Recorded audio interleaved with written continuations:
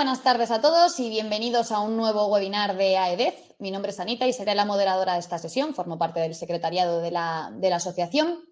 Ante todo, muchísimas gracias a todos por acompañarnos esta tarde y esperamos que el webinar sea de utilidad. Antes de dar paso al ponente, simplemente les voy a explicar un poquito el funcionamiento de la sesión.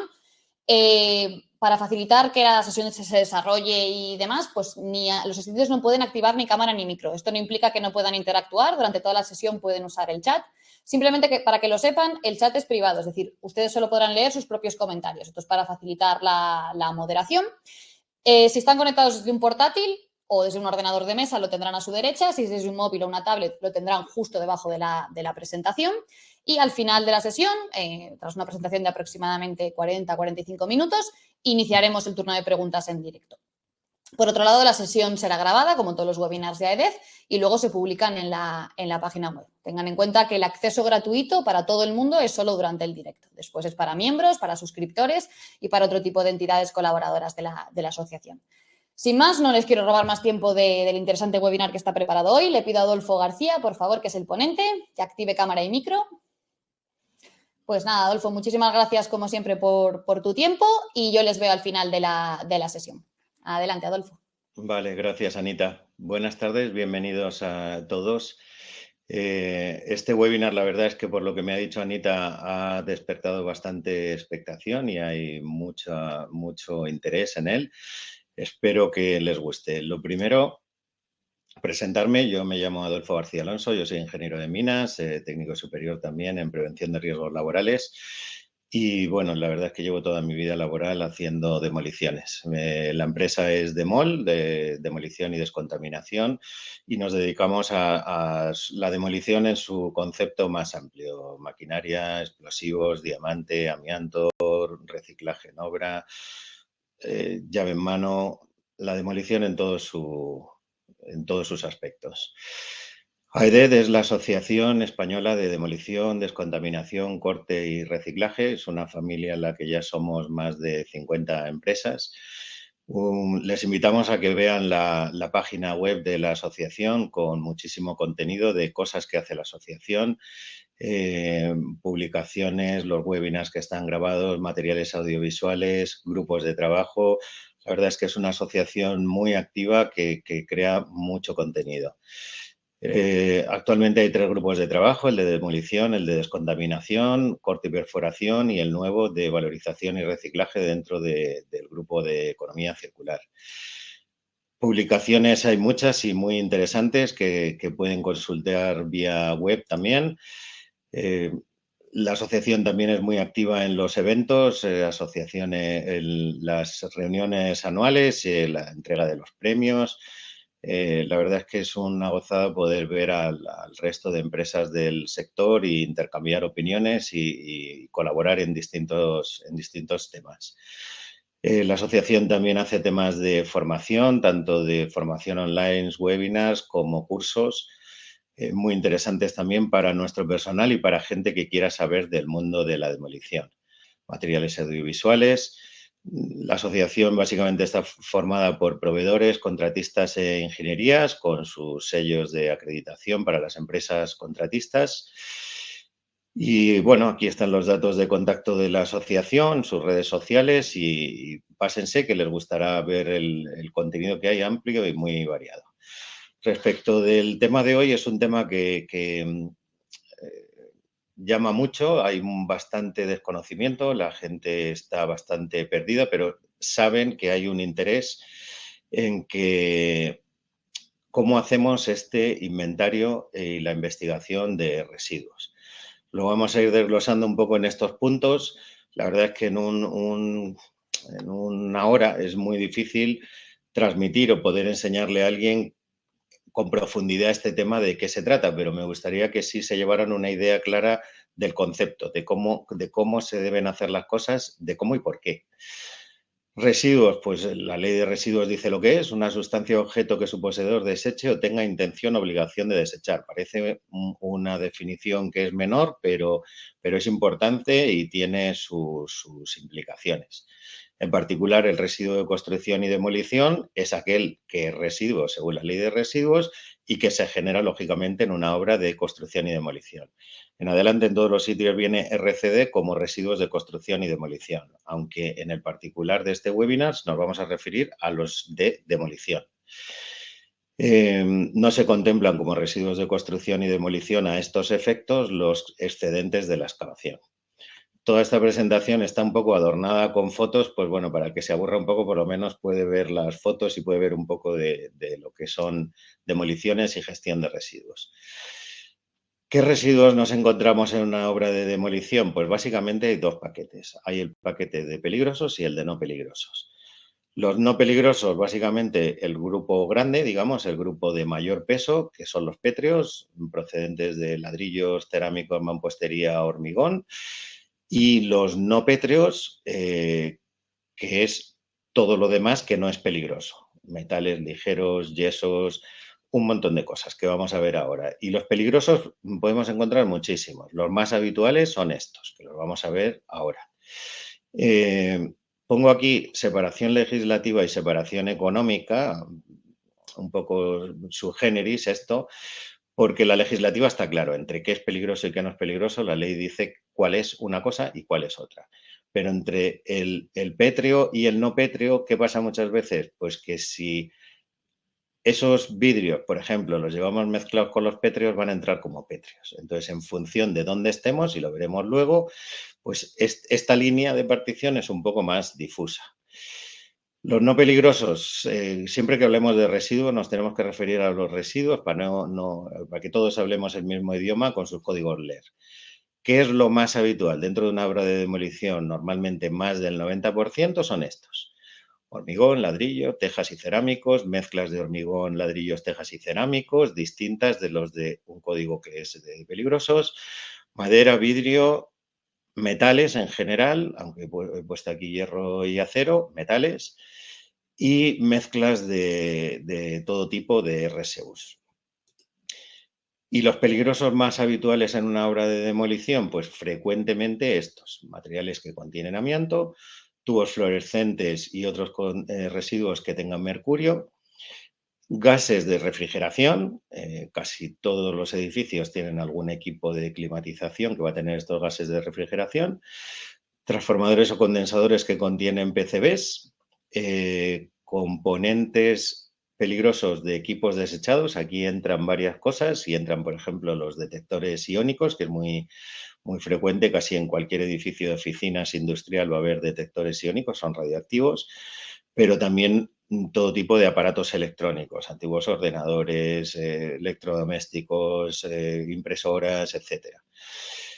Gases de extinción, gases de refrigeración, hablamos antes, gases de extinción, extintores, halones, de este tipo es muy frecuente, sobre todo en edificios de oficinas, edificios industriales, y residuos que contienen hidrocarburos, porque en naves, en chalés, en instalaciones un poco grandes, pues es muy frecuente unas calderas de gasoil que van con unos depósitos de almacenamiento de hidrocarburos.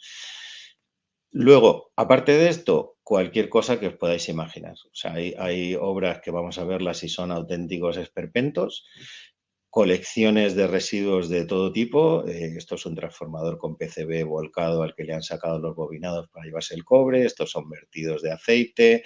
Esto es amianto en bruto, 100% amianto llenando un almacén por completo, más vertidos de aceite, todo tipo de residuos, porque habitualmente y lamentablemente cuando aquí tenemos la costumbre de que cuando alguien abandona un edificio, todo lo que no vale y no se lleva en la mudanza, pues aquello es el vertedero, ¿no? Cuando nosotros, empresa de demolición, entramos, vamos a tener que hacer la demolición y gestionar todo eso todos esos regalitos que nos han dejado.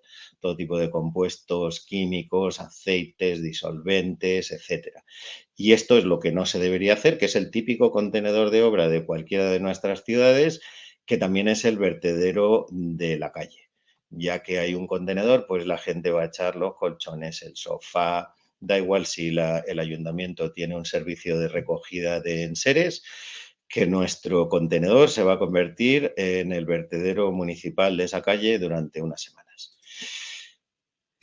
¿Por qué tenemos que hacer la investigación y el inventario? Pues básicamente por una normativa que emana del Real Decreto 105 del 2008 que regula la producción y gestión de los RCDs, de los residuos de construcción y demolición.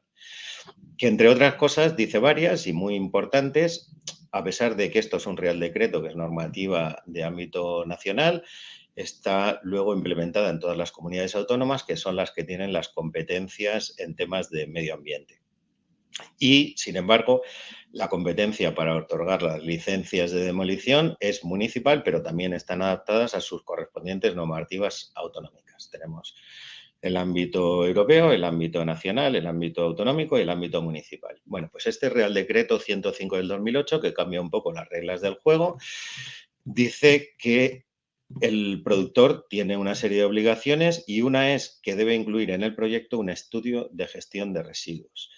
Resumido, en adelante lo llamamos EGR, que contendrá como mínimo una estimación de la cantidad en toneladas y en metros cúbicos, cosa a la que yo no encuentro mucho sentido, porque los gestores finales lo admiten en una cosa o en la otra, pero bueno, le damos cumplimiento y rellenamos toneladas y metros cúbicos. Y además de la cuantificación de esos residuos con sus códigos LER, la valoración del coste de la gestión de esos residuos. Y esa valoración del coste de la gestión tiene que formar un capítulo aparte del presupuesto y eso tiene unas implicaciones posteriores que dice que luego vemos en cuanto al tema del aval. El Real Decreto también dice que el productor en una obra de demolición debe hacer el inventario de residuos peligrosos.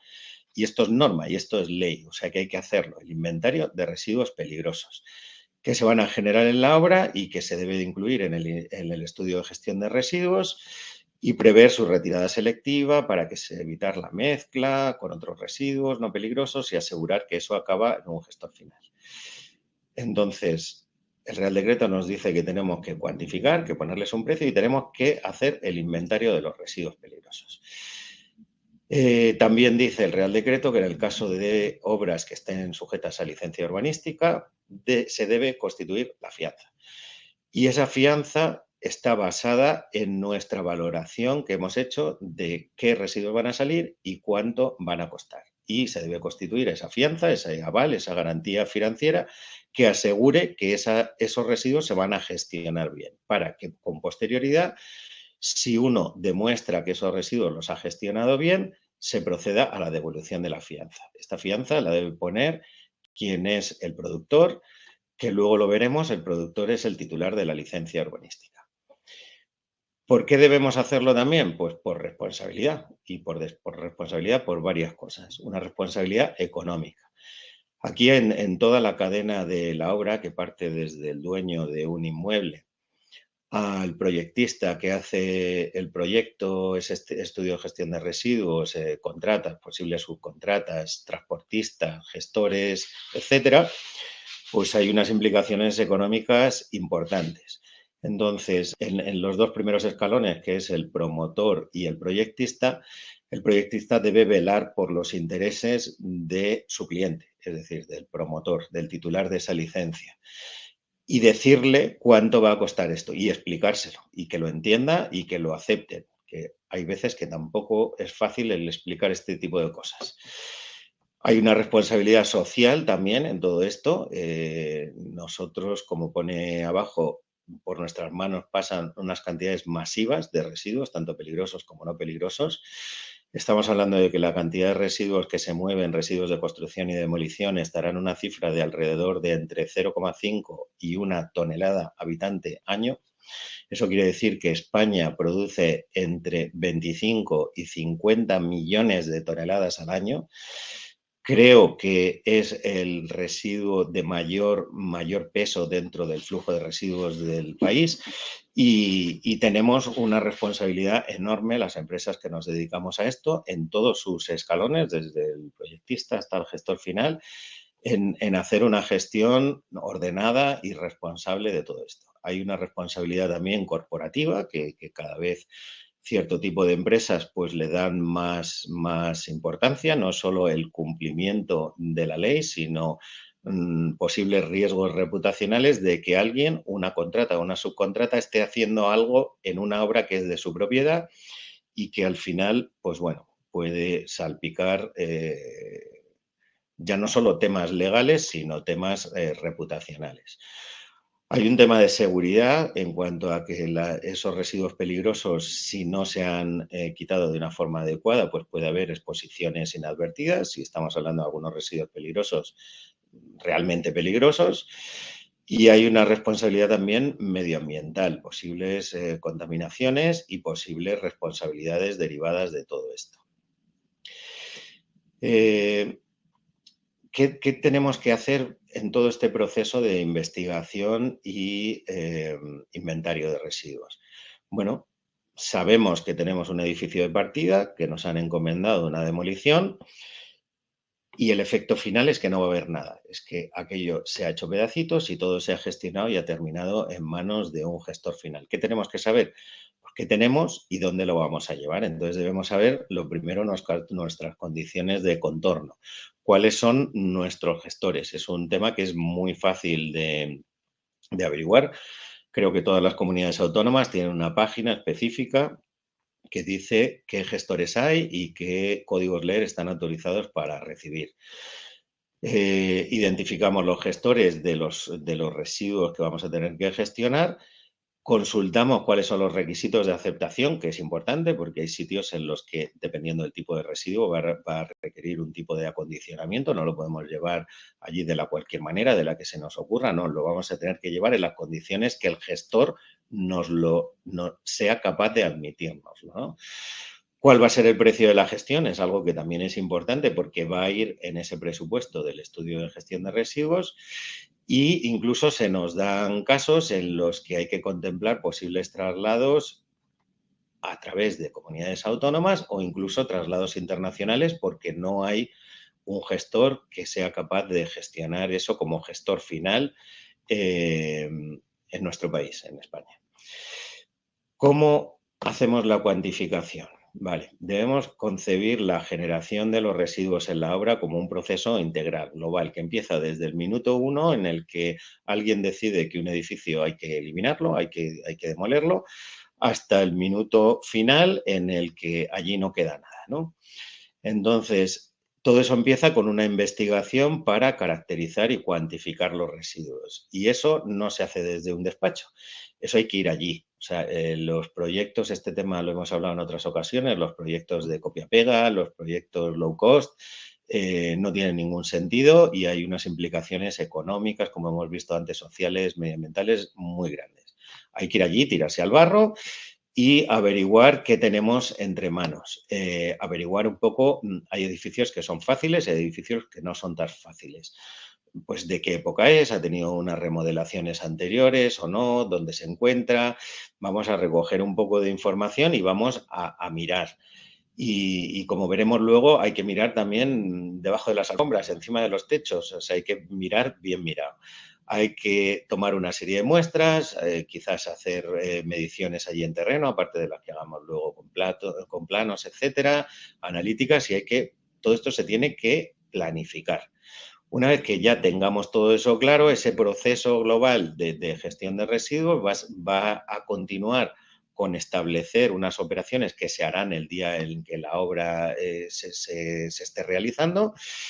Y luego, una vez que estemos en la obra, habrá un seguimiento y control de todo aquello que sea relevante y una recapitulación de documentación que terminará yendo a un informe. O sea, quedemos con algunas ideas importantes. Los proyectos low cost, estos copia-pega, no, por favor, no lo hagan. Para hacer la investigación y el inventario, pues bueno, como decía, es imprescindible hacer ese trabajo de campo. Es muy posible que dentro de ese trabajo de campo haya que hacer análisis en el laboratorio porque, a ver, a la vista nosotros podemos sospechar una serie de cosas, pero necesitaremos confirmarlo. Por ejemplo, estas fotos que acompañan aquí es un transformador y necesitamos saber si está contaminado con PCBs. Hay algunos que son muy fáciles, que creo que venía en una foto anterior, que pone piraleno. Y hay otros que no son tan fáciles porque para empezar no tienen chapa. Y para seguir, a lo largo de su vida y de su historia, aunque tuviera un aceite normal, puede haber sido rellenado con unos PCBs. Entonces, es muy posible, muy probable que haya que sacar una muestra. Y para sacar una muestra hay que, primero, saber cómo hacerlo y segundo, estar protegido para hacerlo. Y para tomar cada tipo de muestra puede requerir un tipo de protección de EPIs distintos. Y eso mandarlo a un laboratorio y tener la trazabilidad y la gestión de la custodia de estas muestras en todo ese proceso. Cuando nosotros hagamos ese inventario, siempre lo vamos a codificar con sus códigos LER y vamos un poco a estimar las cantidades. No hay que morirse con el tema de estimar las cantidades. En esto los ingenieros yo creo que sacamos un poco de ventaja porque le echamos más ingenio, ¿no? Entonces, cuando uno no sabe un número, es mejor un número con un cierto criterio de sentido común a volverse loco en decir si hay 20 o hay 22. En el particular de los materiales con amianto, ya no es solo que nos afecte el Real Decreto, sino que nos afecta también el Real Decreto 396 de amianto y la guía técnica que desarrolla este Real Decreto. Esto es ley también y esto hay que cumplirlo. Y dice que la identificación de los materiales con amianto forma parte de la planificación preventiva del riesgo de la exposición al amianto. ¿Qué quiere decir? Que cualquier empresa que esté expuesta o rodeada de amianto tiene que hacer estas evaluaciones, ya no solo porque lo tengamos que poner en el estudio de gestión de residuos, que se deben hacer unos informes y que dependiendo de la complejidad puede haber estudios adicionales, etcétera. El trabajo de muestreo de materiales con amianto supone una exposición del técnico que va a tomar estas muestras adecuada para el riesgo al que se está exponiendo. Entonces, no es lo mismo un riesgo de exposición a un contaminante químico que a un contaminante físico. Tendremos que saber a qué creemos que nos estamos exponiendo y en función de eso equiparnos con los EPIs adecuados para tomar esa muestra. Porque si nosotros sospechamos que eso es amianto, debemos tratarlo como que nosotros mismos nos estamos exponiendo a un riesgo de inhalación de amianto. Para la investigación inventario, esto es otra de las partes que quiero que se quede todos los asistentes muy grabados. Se requiere experiencia. El que crea o pretenda que puede hacer este tipo de trabajos sin tener ningún conocimiento porque ha encontrado en Internet un proyecto que puede hacer un copia-pega, lo va a hacer mal. Lo va a hacer mal casi con toda seguridad. Y os pongo algunos ejemplos que no son fáciles y a lo mejor a empresas del sector les suenan y a otras empresas ni lo sabían. Cartones con amianto que hay en la parte trasera de unas luminarias de fluorescentes. Esto es un centro comercial de primera línea en el que ni ellos sabían que eso podía contener amianto. Un centro comercial porque pasan miles de personas todos los días. No pasa nada, no tienen ningún riesgo de exposición, pero el día que se decide acometer esa demolición, pues tiene que haber alguien responsable primero que diga que allí puede haber amianto, que lo confirme con una analítica y que luego lo quite de una forma responsable. SF6, hexafluoruro de azufre, esos son unos elementos que hay en las celdas. Pues bueno, si no lo sabes, pues aquello, no lo sé, puede terminar en el escombro, en la chatarra, en cualquier sitio.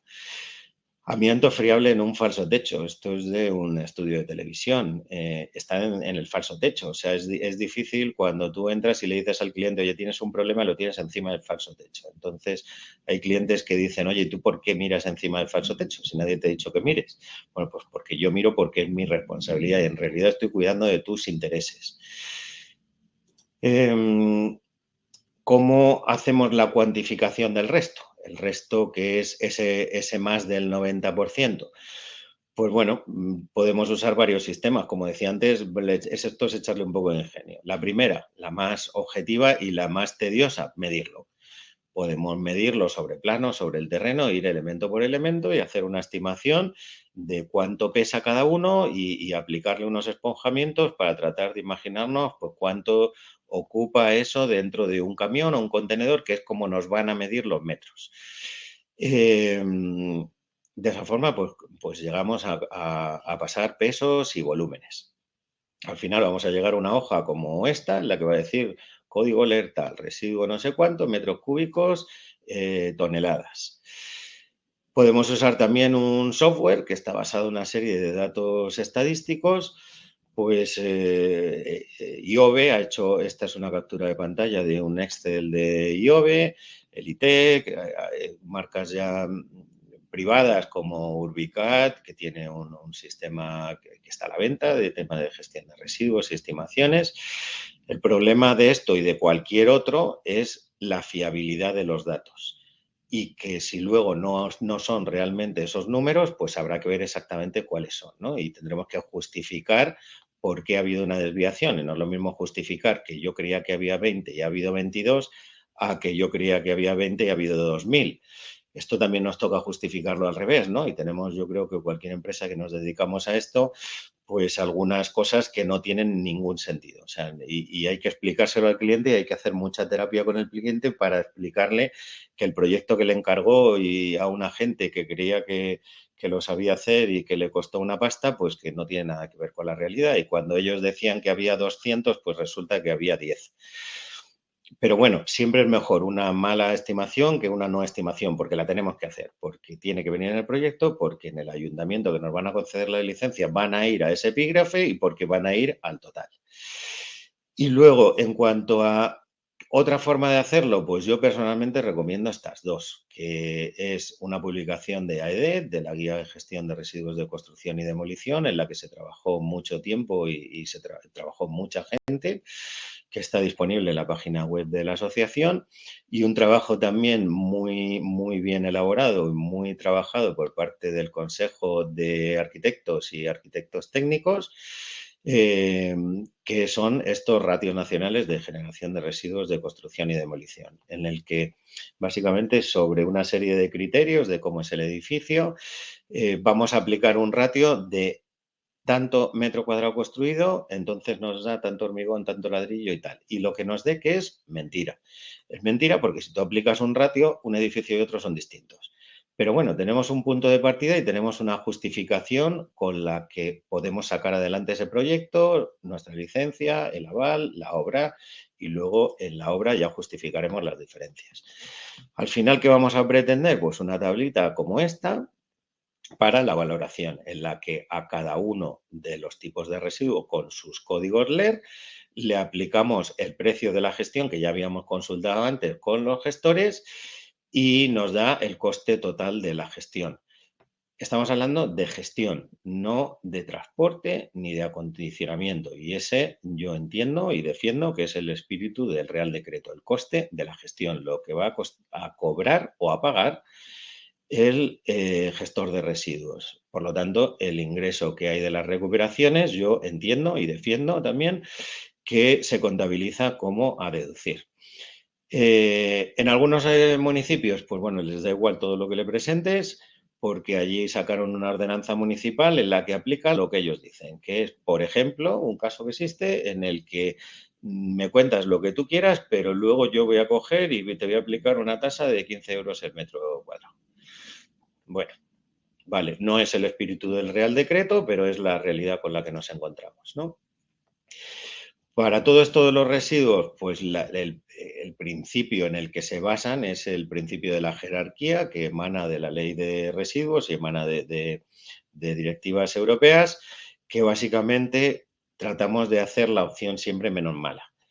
La menos mala estaría aquí como en la cúspide de la cadena, ¿no? Prevenir, no generar residuos. Nosotros ahí poco tenemos que hacer porque el edificio que nos han entregado para demoler, el resultado final es cero y la materia ni se crea ni se destruye. O sea que todo lo que hay allí va a terminar eliminado de una u otra forma. ¿Qué podemos hacer? Pues bueno, minimizar en el sentido en el que no mezclemos, por ejemplo, peligrosos con no peligrosos, que se trate de reutilizar, opción que en principio parece muy bonita, pero en la realidad es francamente complicado. Cualquier equipo, por ejemplo, yo que sé, una VRV, pues cuando tú le dices a alguien, oye, que está nueva y que está impecable y que si quieres te la vendo, es que hasta te la regalo, pues te dice, no, porque yo el certificado CE, a mí quién me va a garantizar que esto funciona, la normativa ha cambiado, etcétera. Entonces, la reutilización en demolición, lamentablemente, cada vez se hace menos y su proporción es francamente baja. Siguiente escalón, reciclar. reciclar todo lo que se pueda. Ahí es donde le tenemos que dar fuerte, porque como no podemos ni prevenir, ni minimizar, ni reutilizar, reciclar es la clave. La recuperación energética es algo como muy residual y en lo que hay muy pocas instalaciones y podemos tratar muy pocos residuos. Sería una parte de la fracción de los ligeros. Y por último, el vertido. El vertido debería ser la opción menos utilizada, pero lamentablemente, dependiendo de en qué comunidad autónoma estemos, termina siendo la prioritaria. Pero bueno, nosotros deberíamos tener en cuenta esto: reducir, reutilizar, reciclar. La tendencia, que no es lo más habitual en una obra, sería acometer una demolición selectiva. Hay una cosa que debemos hacer sí o sí, que es quitar todos los residuos peligrosos, pero luego en la demolición deberíamos hacer una demolición ordenada y selectiva. ¿Quiere decir esto que todas las demoliciones se tienen que hacer a mano? No, negativo. Cualquier demolición se puede hacer por cualquier sistema, dependiendo de otras variables, de dónde estemos, cómo está el edificio, los colindantes, etcétera. Pero incluso en el extremo más impactante, que puede ser una demolición con explosivos, se puede hacer una demolición selectiva. Yo puedo limpiar el edificio por completo, tanto de peligrosos como no de peligrosos, para dejar un esqueleto, una estructura en la que hay únicamente elementos pétreos que incluso se pueden reciclar en porcentajes cercanos al 100%. Entonces, demolición selectiva no es igual a demolición manual. Es una forma de acometer una demolición en la que hay una X materiales que se van a segregar y esos materiales se pueden segregar antes de la demolición, durante la demolición o después de la demolición. Y eso se puede hacer en la obra de demolición o se puede hacer en la planta de reciclaje. En ese principio de la cadena, en principio, habrá menos costes y en el final de la cadena, si llevamos todo mezclado a una planta de reciclaje en la que tenga que haber un triaje manual, el coste final va a ser superior a si lo hubiéramos hecho al principio. De esta demolición selectiva, pues como vengo diciendo, tenemos que saber qué vamos a quitar y cuánto de cada cosa y dónde vamos a llevar cada uno de esos residuos. Y acompaño esta foto, en este caso es una demolición manual, estos son gases de refrigeración, estos son equipos electrónicos y aquí hay un contenedor de 20 metros cúbicos. Pero os puedo decir que de esta obra salieron varias docenas de contenedores de 20 metros cúbicos, solo de residuos electrónicos. Estos son gases de extinción y estos son tubos fluorescentes, simplemente por acompañar lo que ya explicaba antes, ¿no? ¿Cómo se deben enfocar esas operaciones de segregación, valorización y gestión? Pues como decía, como una gestión global de todo esto. Esa gestión global parte del estudio de gestión de residuos en la que el proyectista, en nombre del productor, en nombre de la propiedad, va a decir ya qué hay, va a poner el inventario de peligrosos y no peligrosos. Luego, quién es el contratista o el subcontratista, que va a ser la figura del poseedor, va a hacer el plan de gestión de residuos basándose en el estudio de gestión de residuos. No partimos desde el principio. Todo el trabajo que ya está hecho, eso que tenemos ganado. Y aquí es muchas veces donde a las empresas de demolición nos toca pues echar una mano en proyectos que están muy cojos y que les han faltado muchas cosas y muchas veces hacer esa terapia de explicarle a los clientes por qué eso termina costando más de lo que pone en el proyecto, porque en el proyecto resulta que no contemplaron una serie de cosas, ¿no? Después del estudio, después del plan, llega la ejecución de la obra. La ejecución de la obra que puede requerir una serie de permisos, como por ejemplo con el amianto. Necesitamos que haya un plan de amianto que esté aprobado. Ahí va a participar la dirección facultativa, ojalá un supervisor ambiental, es una figura por la que la asociación lleva luchando años, que sería de enorme interés para los promotores y para la propia administración. Siempre hemos defendido que una obra se sustenta en tres patas: en los aspectos técnicos, los aspectos de seguridad y los aspectos medioambientales. En los técnicos está la dirección facultativa, en los de seguridad está el coordinador de seguridad y en los medioambientales pues muchas veces no se sabe ni a quién se les encasqueta. Por ejemplo, el Real Decreto encasqueta ciertas cosas a la dirección facultativa. Hay sitios en los que es muy loable el que vayan por delante de los demás, como el País Vasco, en los que esta figura de supervisor ambiental ya existe en lo que ellos denominan las ruinas ambientales. Y hay clientes que nos lo están demandando, que haya un responsable, un técnico específicamente dedicado a los temas ambientales, que no son solo residuos, sino en los impactos ambientales en general, ¿no? Y en esa ejecución de obra puede que haya algunos temas de valorización in situ, de valorización en obra. Cuando de nuestra obra van saliendo cosas, esas cosas se van a ir entregando a gestores, que va a requerir otra serie de documentos, como son contratos de aceptación, documentos de cada camión que va a salir de allí. Vamos a documentar toda esa trazabilidad que va a acabar finalmente con un certificado que emite el gestor de cuánto material ha recibido nuestro.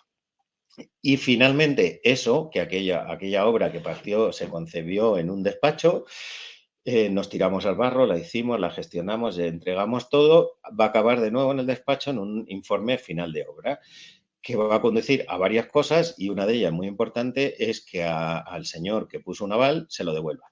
Si todo esto se ha hecho bien, se lo devolverán. Si no lo se ha hecho bien, no se lo devolverán. ¿Qué importancia tiene? Pues me permiten la broma, shit happens, como dicen los americanos. Si algo no lo hemos hecho bien en todo este proceso, la mierda, podemos poner el ventilador y va a salpicar por todos los sitios. ¿Qué otras consideraciones se deben hacer si hay algún tipo de sellos verdes? Esto es una cosa cada vez más habitual y que los clientes nos demandan más a menudo.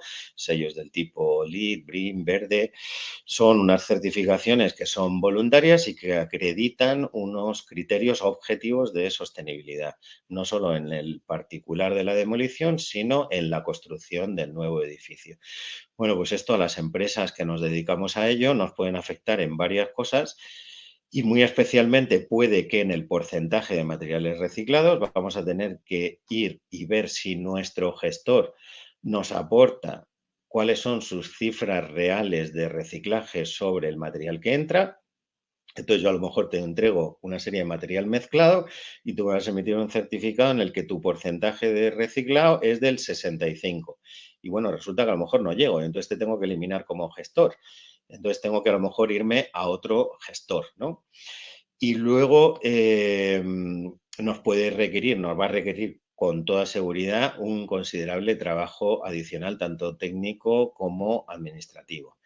Nosotros podemos ayudar a nuestros clientes incrementando la valorización, ofreciendo la valorización en la obra y podemos, por ejemplo, ofrecerles valorizar en la obra y que ellos usen un porcentaje de ese material reciclado. ¿Para qué se van a preocupar después en las fases finales de la construcción si de partida a lo mejor van a empezar con un uso de 50.000 toneladas de hormigón reciclado, por ejemplo? ¿Qué actores intervienen? Bueno, realmente teníamos que haber empezado por aquí, ¿no? El productor, esto es muy importante, el saber quién es quién, y esto emana también del Real Decreto 105 del 2008. El productor es la persona física o jurídica titular de la licencia urbanística. Si no hay una licencia urbanística, será la persona física o jurídica titular del bien inmueble. Traducción de esto, el promotor, el dueño de la obra. Esto también muchas veces hay que hacer mucha terapia, pero el productor no somos nosotros. Nosotros somos poseedores. El productor es quien decide que un edificio ya no va a existir más. El poseedor, ¿quién somos? Nosotros. Nosotros, la contrata, la subcontrata, es la persona física o jurídica que tiene en su poder, de forma temporal, los residuos y que no es el gestor. Nosotros vamos a hacer una serie de cosas. Vamos a desmantelar, a romper, a hacer trocitos ese edificio con sus peligrosos y sus no peligrosos y todo ello va a acabar en manos de un gestor. Tendrá la consideración de poseedor, empresas, constructoras, subcontratistas, etcétera, pero nunca, no viene aquí, pero es nunca un trabajador por cuenta ajena, puede ser el poseedor. El gestor, que es una persona, entidad pública o privada, registrada con una autorización, fundamental este trozo, que realiza cualquiera de las operaciones de gestión de residuos detalladas en el artículo de la Ley de Residuos. Este es el quién es quién, que quizás deberíamos haber empezado por ahí, ¿no? Y por un poco agotar el tiempo, que si no, luego Anita nos regaña, unos casos muy prácticos, muy rápidos de, por ejemplo, cómo acometer una obra. Una obra en Alcobendas. En esta obra, por las circunstancias, que por evitaros el tiempo os las evito, pues se decide hacer que la demolición sobre la cota de rasante se va a llevar a una planta de reciclaje mezclada. Le hemos quitado los peligrosos, únicamente eso, pero no le hemos quitado ni la madera, ni el vidrio, nada. Eso va a ir como mezclado a una planta de reciclaje y haya ellos que lo separen. Y la demolición de la cota de rasante hacia abajo, o sea, soleras, muros de contención de tierras y cimentaciones, se va a reciclar en la propia obra. Otro ejemplo, un poco distinto. ¿Qué hacemos? Limpiamos los edificios, la fábrica de Bayer en Madrid, en Méndez Álvaro. Los edificios los limpiamos antes, de forma que el escombro que salga allí, limpio, así entre comillas, escombro limpio. Es mezcla de hormigón con ladrillo con cerámica, pero que tiene un código LED, que no es lo mismo uno que otro, y que tiene un coste, y que tiene un gestor. Hay quien admite el escombro limpio y hay quien lo admite sucio. Y estamos hablando de que dependiendo de uno esté, donde esté de España, pues a lo mejor el coste entre el limpio y el sucio podemos estar hablando de un ejemplo de 3 a 30. O sea, es un porcentaje que a lo mejor es 10 veces. Distintos procesos en los que he querido mostrar una cosa, que es que independiente de cómo se haga la demolición, por ejemplo, aquí hay una demolición más manual, con apoyo de maquinaria ligera, y aquí hay una demolición más mecánica, esto es la misma obra, se puede hacer lo mismo. O sea, hacemos una demolición selectiva y después entramos a demoler. Lo demolemos con máquina grande, con máquina pequeña o a mano, pero el proceso, el concepto es el mismo. Otro ejemplo, un pelín distinto.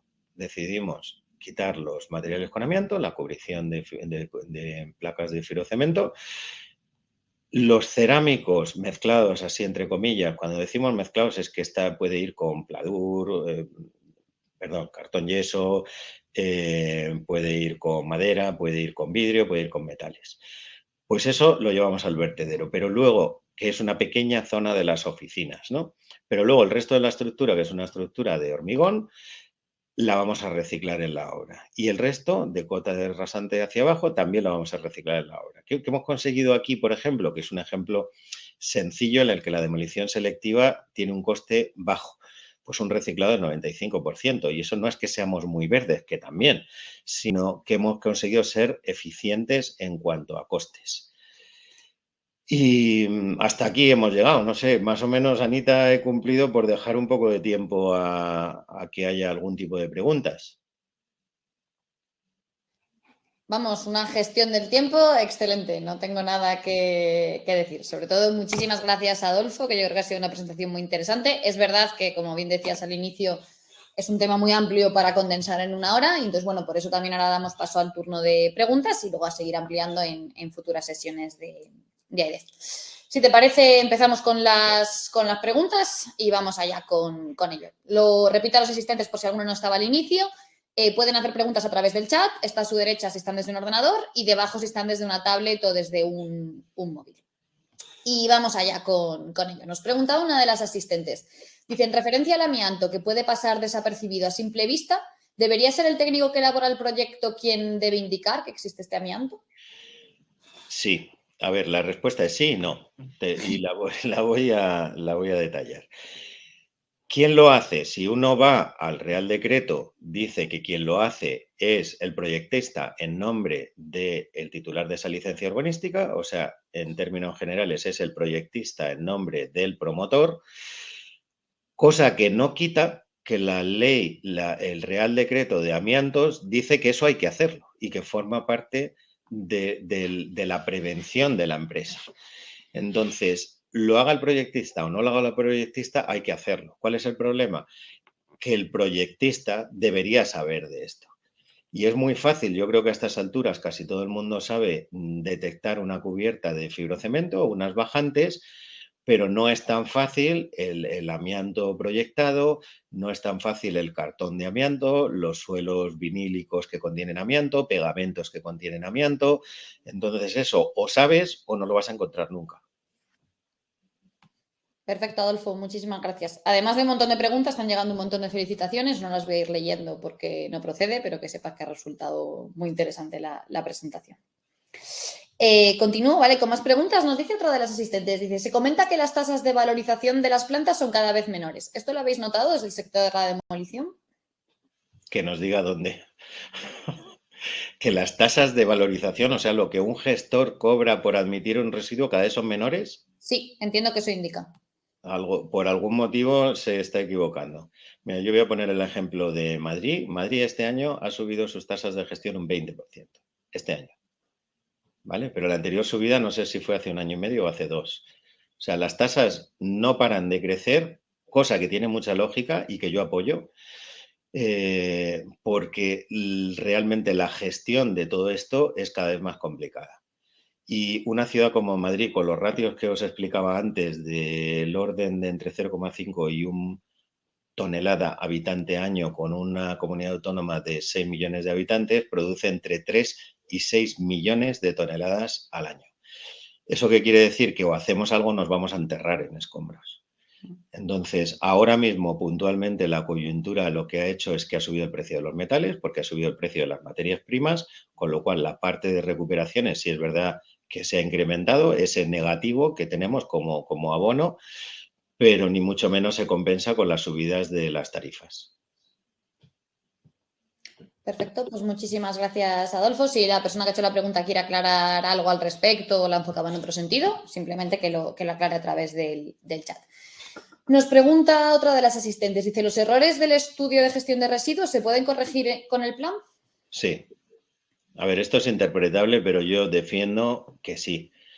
¿Por qué? Porque la analogía es muy sencilla entre el estudio de seguridad y el plan de seguridad. O sea, que el proyectista no supiera o no hubiera visto, no quiere decir para que todo lo que va después se haga mal. Y nuestra oportunidad de corregirlo es el plan. Perfecto, Adolfo. Pues muchísimas gracias.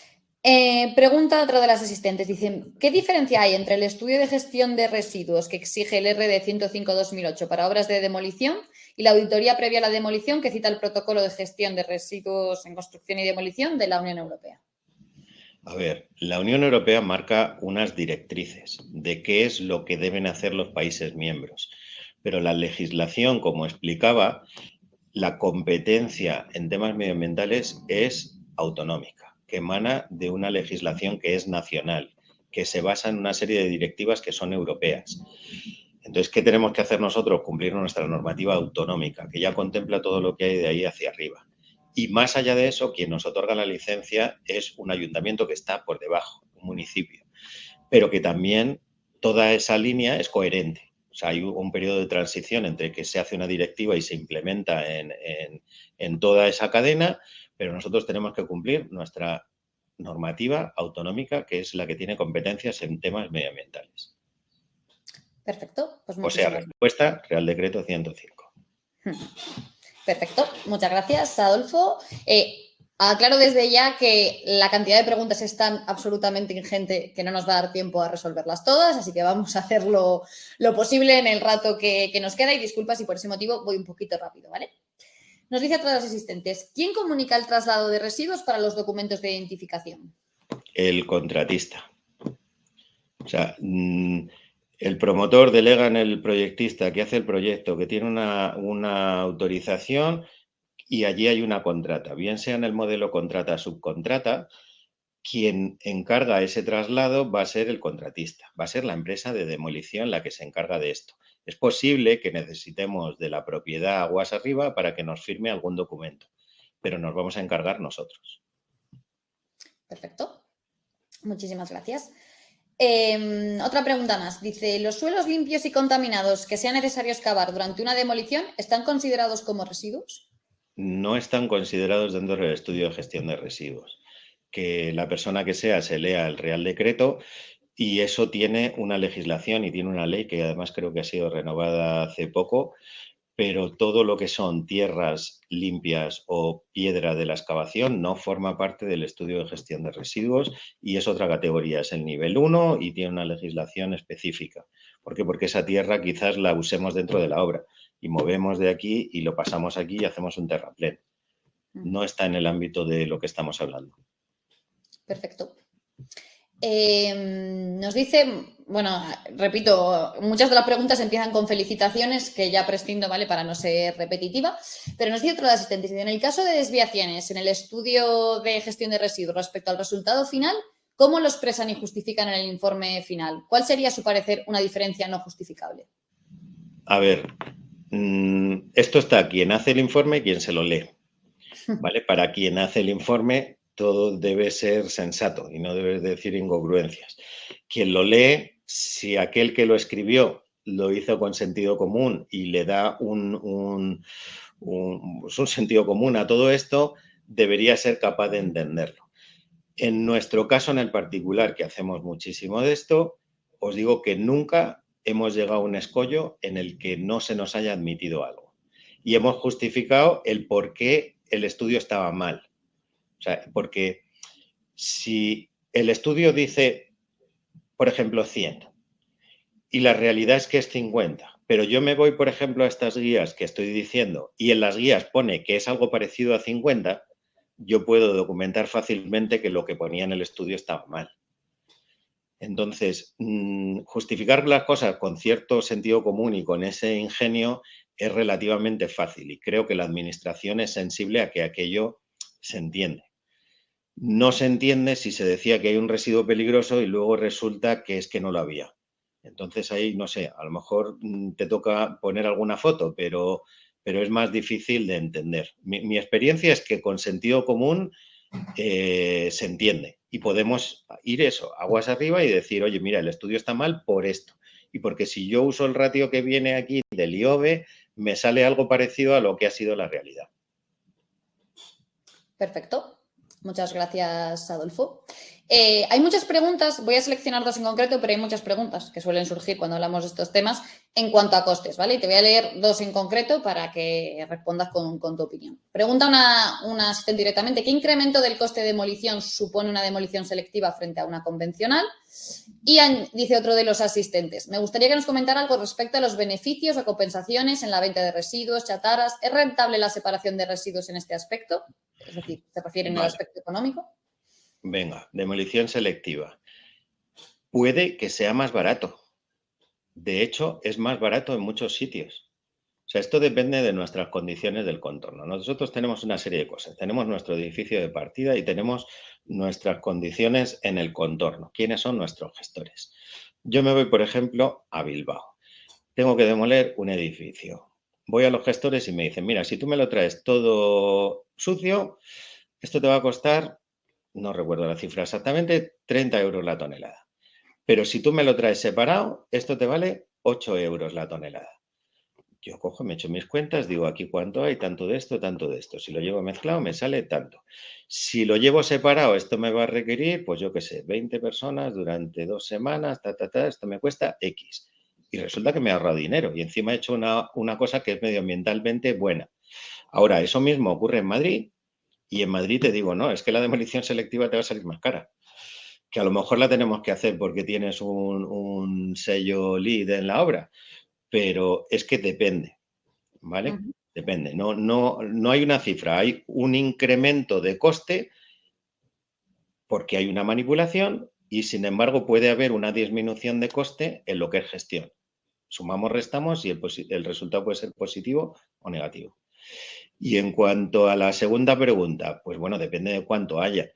¿Cuánto se recupera de una obra? Pues es que depende de cuánto haya. O sea, si voy a, yo qué sé, a una vivienda unifamiliar, a lo mejor las recuperaciones son algo absolutamente residual y si voy a una instalación industrial, pues yo he hecho muchas obras pagando porque las recuperaciones eran muy superiores al coste de abatir todo eso y cortarlo.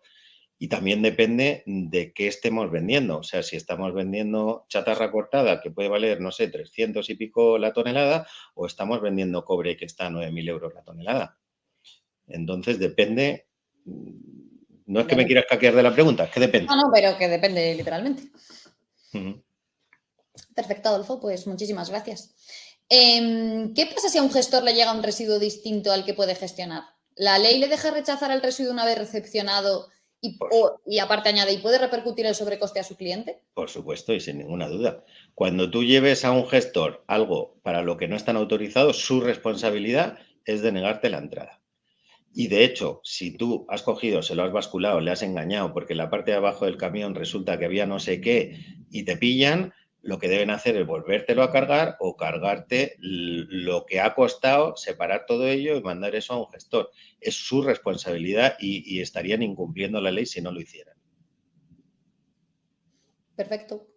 Y bueno, una asistente nos hace una pregunta en relación a lo que comentabas antes, pero tampoco sé si vas a tener una respuesta, de a qué se debe que en Madrid sea más caro segregar.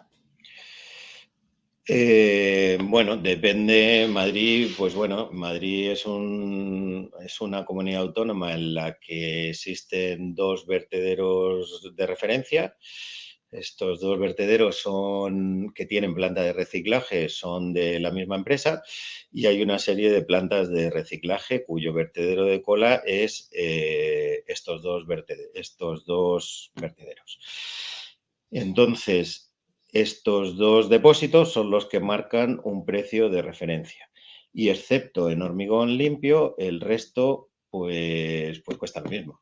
O sea, a mí me cuesta lo mismo llevar un contenedor de ladrillo que un contenedor de ladrillo que contiene yeso y que contiene madera. Entonces, ¿para qué alguien va a separar el yeso y la madera si le va a terminar costando lo mismo? Es un poco de sinsentido y la lógica debería decir que un gestor final tiene una planta de reciclaje que repercute los costes que cuesta separar los distintos componentes que le llegan, si por ejemplo hay un triaje manual,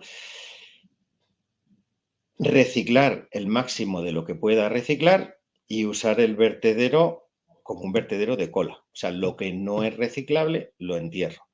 Si esa circunstancia que se da en muchos sitios resulta que lo prioritario es rellenar un vaso de un vertedero de cosas, pues claro, rellenar el vaso de un vertedero es muy barato. O sea, uno se pone a empujar con la máquina y a echar metros y lo que tiene que tener es muchos metros y gana mucho dinero.